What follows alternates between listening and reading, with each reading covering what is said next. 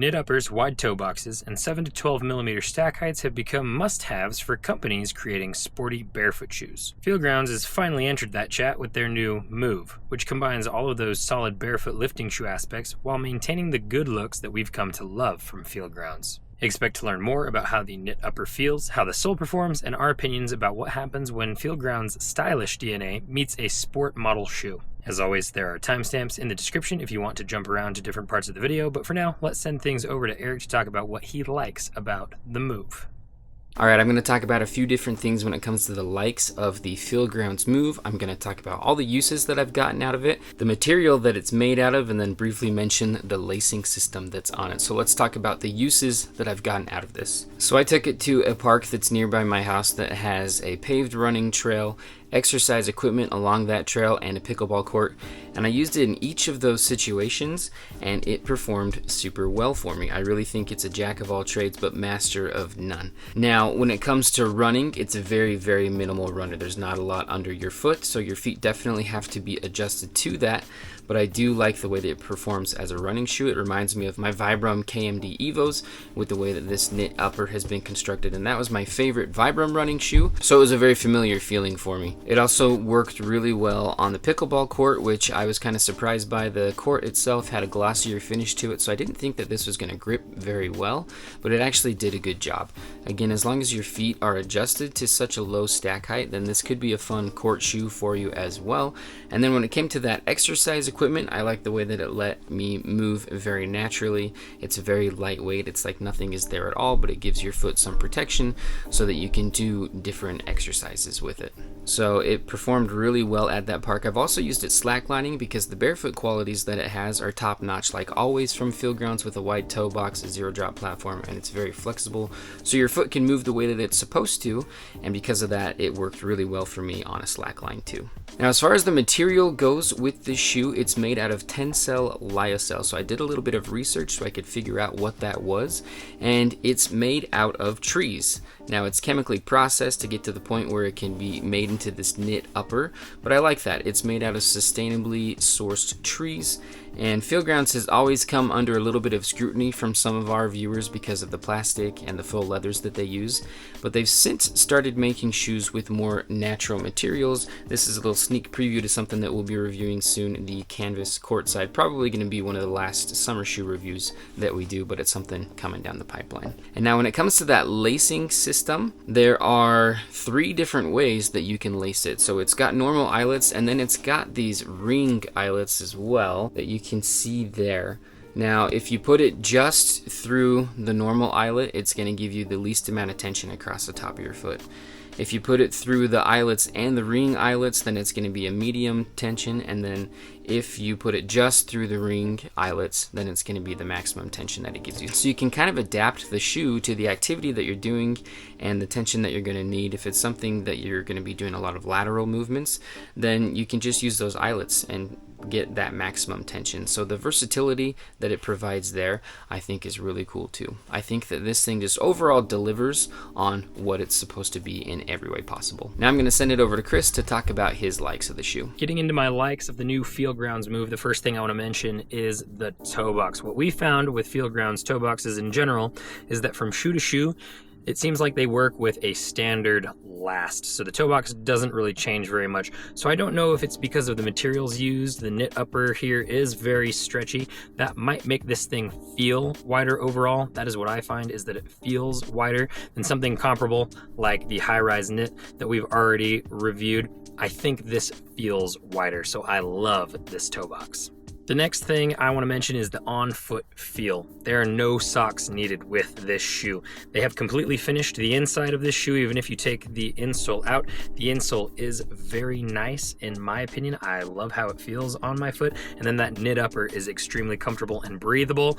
You can definitely wear this thing without socks. It's probably the most comfortable barefoot shoe I've tested without socks so far. Now, whether or not it's going to get stinky because it is a sport model, we'll have to report on that later down the road. So far, we're fine, but fantastically comfortable on the foot, even without socks.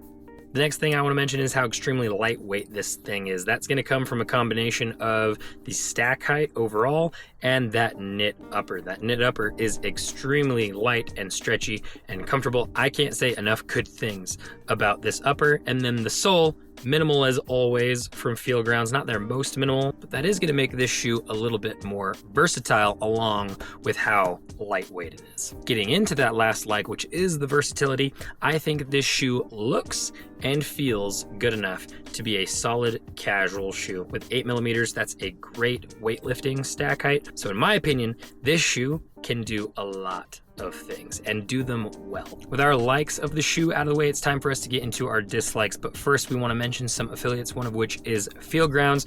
Feelgrounds, we think, probably does the best job at balancing the barefoot features that we prioritize, zero drop, wide toe box, minimal soles depending on the purpose of the shoe, with the look of the shoe. We think that all of Feelgrounds shoes, for the most part, look really, really good, especially compared to the competition. With the addition of the Move in their lineup, we now have everything from heavy-duty waterproof barefoot boots down to a lightweight exercise model, and also kids options on their website. So if you're interested in looking at more of the options from Feelgrounds, make sure to head down to the link in the description. That'll take you over to their website. Also, go and check out our Feelgrounds playlist, which will show you all of the different models that we have reviewed so far.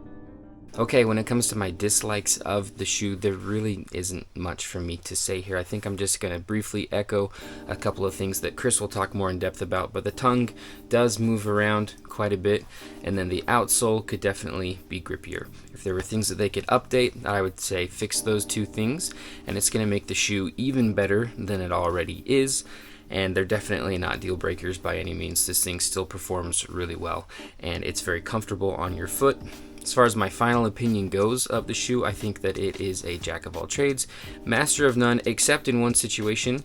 This is definitely going to become my go-to gym shoe. I just think in order for it to be a dedicated shoe for you to run in or to play court sports on, your feet are going to have to be adjusted to the minimal stack height that it has. And if they are, then it will perform well in those situations. But for anybody else, it will get you by if you are looking for just one shoe to do a ton of activities in, and they're activities that you're doing more casually, and they're not something that you're super dedicated to.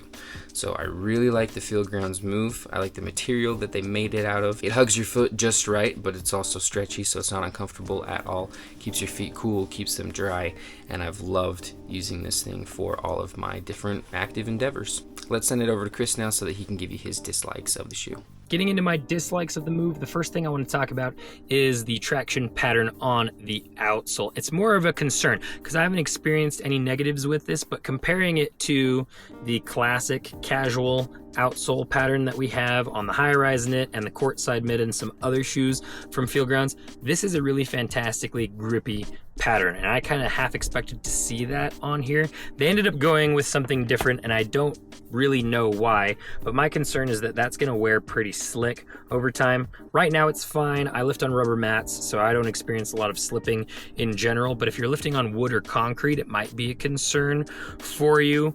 What I'm feeling here with the outsole is that they may have used a softer rubber on this than with other models. Softer rubbers tend to be grippier overall, so maybe they're relying on that long term. My concern is just that this is going to rub smooth and eventually not be so grippy.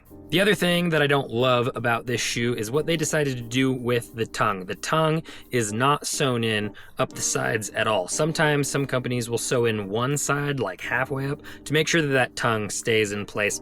They didn't sew either side on. Now we do have this kind of lacing pattern that goes through the tongue a little bit, but that still allows the tongue to shift a little right or a little left. In my case, a lot left. On the right shoe, for whatever reason, the tongue stays in place just fine. On my left shoe, the tongue will shift and shimmy left down between my foot and the wall of the shoe, which obviously isn't super comfortable. Getting into my final opinion of the Move, I've hinted at it multiple times throughout this video, but I love this shoe and I could not recommend it enough to you. Some key points I want to hit on here. The most comfortable shoe that I've ever worn without socks. So comfortable for casual wear if you want to wear it that way, even with socks, still super duper comfortable. And the point that drives it home is that comfort mixed with the versatility, which Feelgrounds nailed with the stack height. I can lift in this thing in the morning, go on a run after my lift if I want to, and then wear it the rest of the day without socks casually. And I love the versatility that provides. If you're interested in checking this thing out, again, link down in the description. That'll take you over to Feelgrounds website where you can take a closer look at it.